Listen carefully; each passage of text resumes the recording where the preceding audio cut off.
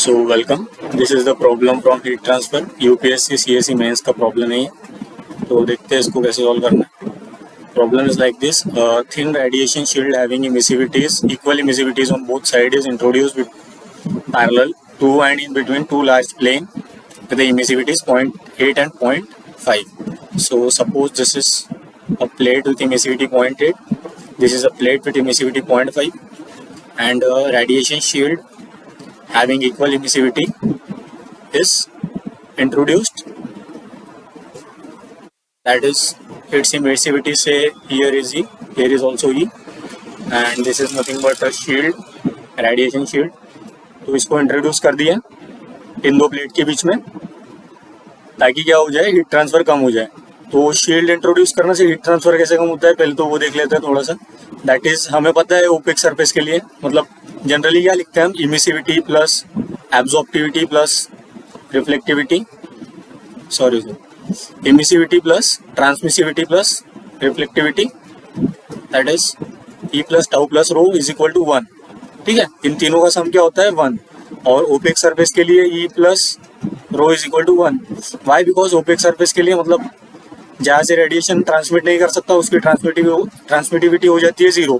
और generally mostly जो surfaces हम यूज़ करते हैं वो ओपेक ही होती है। तो e plus rho is equal to 1, ये एक्सप्रेशन आ गया।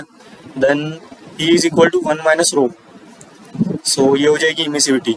तो हम अगर ऐसी मतलब रेडिएशन शील्ड यूज़ करते हैं तो उसको हम बहुत ज़्यादा पॉलिश करते हैं, तो उससे क्या होता है कि ये जो रिफ्लेक्टिविटी है दैट इज़ रो, ये बहुत ज़्यादा हाई हो जाती है उस रेडिएशन शील्ड की।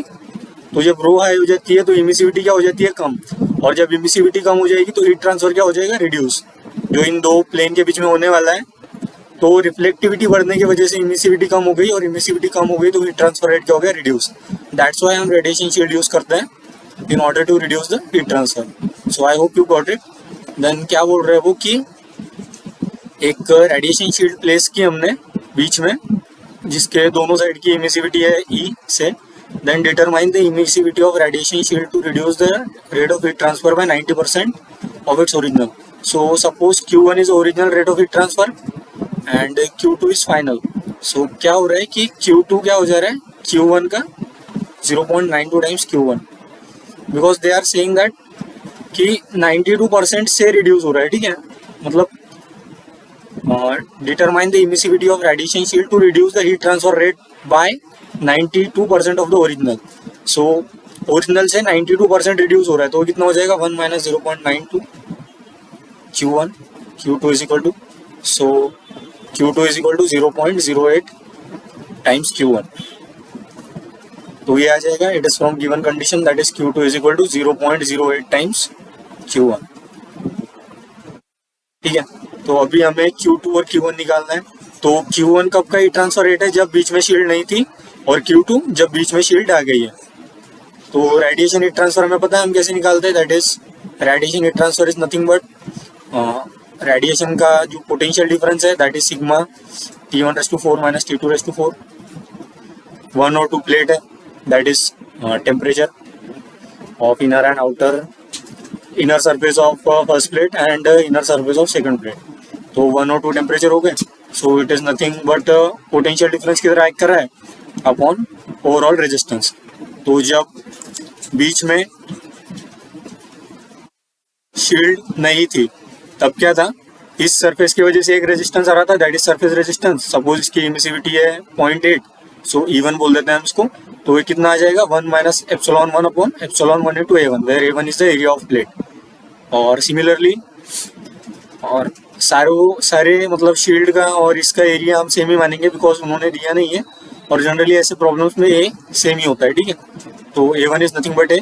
सिमिलरली E2 की वजह से जो आएगा that is second surface resistance, it will be equal to 1 minus epsilon 2 upon epsilon 2 into A1। और इन दोनों के बीच में आएगा space resistance, that is 1 upon F122 into A1। तो F1 by F12 A1 is nothing but space radiation resistance. ठीक है, and F12 is shape factor, and for parallel plate F12 is 1। ठीक है, तो F12 is amount of heat that is means ये shape factor है कि मतलब fraction of radiation living the surface one that is actually received by 2, मतलब 1 से जितना निकला उतना 2 ने कितना उसका फ्रैक्शन रिसीव किया वो शेप फैक्टर से हम डिटरमाइन करते हैं। So that is nothing but F12। तो आपको बस ये ध्यान में रखना है कि इन दोनों के बीच में एक स्पेस रेडिएशन रेजिस्टेंस रहेगा और व्हाट वी से ये सरफेस की वजह से ये सरफेस रेजिस्टेंस आएगा एंड इस सरफेस की वजह से ये सरफेस रेजिस्टेंस आएगा। सो Q1 क्या हो जाएगा, it will B sigma T1 raised to power 4 T2 raised to power 4 and it is 1 minus epsilon 1 A1 plus 1 by F12 times A1 plus 1 minus epsilon 2 A2। तो ये आ गया हमारा Q1।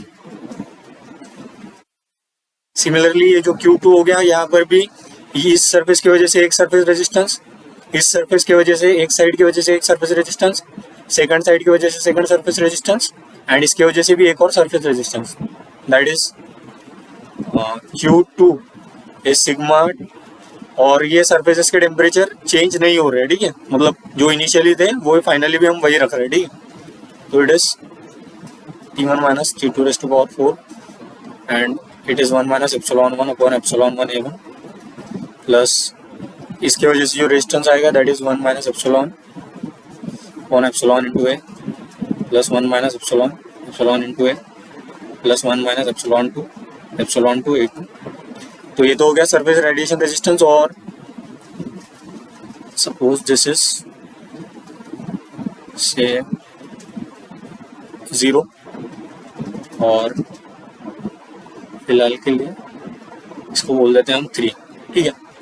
तो ये सरफेस रेडिएशन रेजिस्टेंस हो गया, लेकिन अभी स्पेस वाला बचा है, दैट इज ये दोनों के बीच में स्पेस है, तो इसकी वजह से एक रेजिस्टेंस आएगा that is space radiation resistance.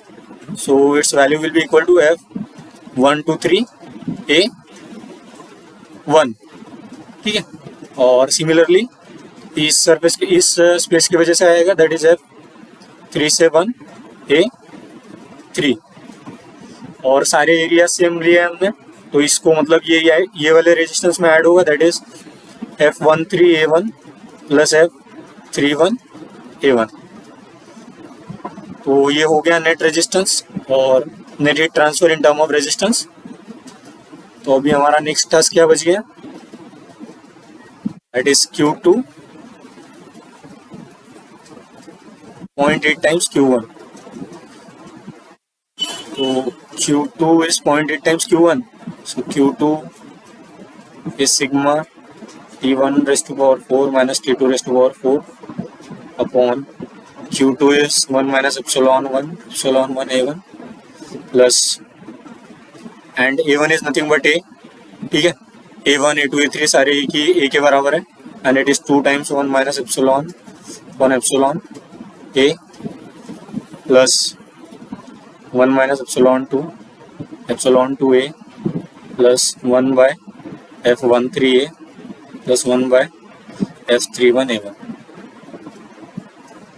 तो ये तो हो गया Q2 and 0.8 times Q1 is nothing but sigma T1 raised to power 4 T2 raised to power 4, so it is divided by 1 minus epsilon 1 A plus 1 by F12 A1 and 1 minus epsilon 2 A2, that is A।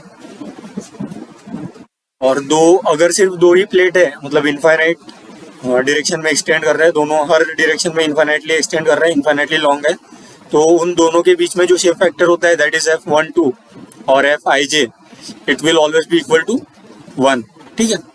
तो ये shape factor वाले consideration से आता है, वो अभी हम उसमें डिटेल में नहीं जा सकते, लगता होगा तो मैं दूसरा वीडियो बना दूंगा उसके लिए। तो बोलने का मतलब ये था कि यहाँ पर जितने भी F13 F31 F12 है, सारों की वैल्यू क्या है कि 1 and epsilon 1 is 0.8, epsilon 2 is 0.5, epsilon 1 is 0.8, epsilon 2 is 0.5। so ये कैंसिल हो जाएगा, सारे में से एरिया भी कैंसिल हो जाएगा। So it will B 1 upon 1 minus epsilon 1, it is 1 minus 0.8 by 0.8 plus 2 1 minus epsilon by epsilon plus 1 minus इससे 0.5 by 0.5 plus 1 plus 1. Why? Because A cancel हो गया और F13 F31 1 के बराबर है. It is 0.8 1 minus 0.8 by 0.8 1 plus 1 minus 0.5 by 0.5. So after solving 1 upon it is 2 by 8 plus 2 1 minus 1 by epsilon minus 1 plus इसकी value आ जाएगी 1 plus 2 and it is equal to 0.8. It is 2 by 8 plus 1 plus 1. So 1 upon it's 2 by 8 plus 2 by e plus 1 plus 2 minus 2. Minus 2 यहाँ से आएगा. So it is 0.8 2 by 8 plus 2 8 by 8. That is जाने दीजिए, ज़्यादा manipulate नहीं करते इसको. तो इसको एज इट इज़ 2 ही रखते हैं. तो ये क्या आ जाएगा फाइनली सॉल्व होने के बाद? तो it is 1 upon 2 by epsilon plus it's 2 divided by 8 plus 1, that is 1.25, and it is equal to 0.8 divided by 1 by 4, that is 0.25 plus 2 plus 0.8 upon 2.25. 0.8 divided by 2.25. Yeah. 0.355 something like this. तो इसको finally solve करेंगे तो 2 by epsilon plus 1.25 will be equal to 2.8125 minus 1.25 इधर लेके जाएंगे हम. So it is 2 by epsilon is equal to 1.5625 and so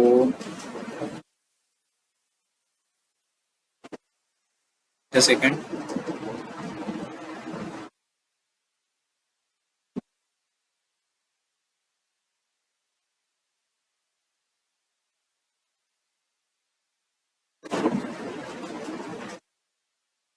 To power minus 1.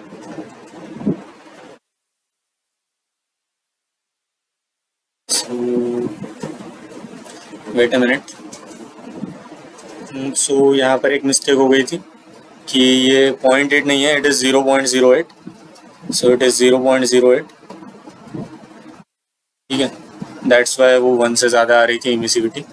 So it is 0.08 is 0.08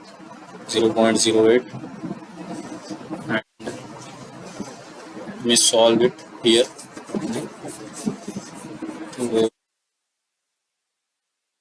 Wait a second. It is 2 divided by 8 plus 2 is to power minus 1 into 0.08. So it's raised to power minus 1, that is 225 by 8 is equal to, मतलब इसको solve करने के बाद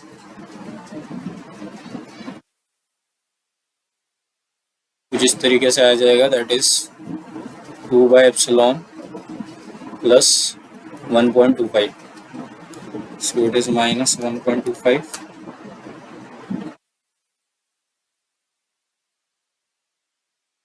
So after solving we will get emissivity as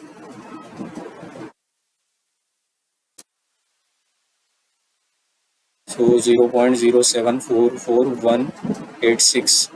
तो ये आ गई हमारी emissivity radiation shield की. तो यहाँ पे क्लियरली दिख रहा है कि इमिसिविटी काफ़ी कम आ रही है और रेडिएशन शील्ड के लिए इमिसिविटीज हमेशा कम ही आती है. ठीक है, so that's the correct answer for this and thanks for watching.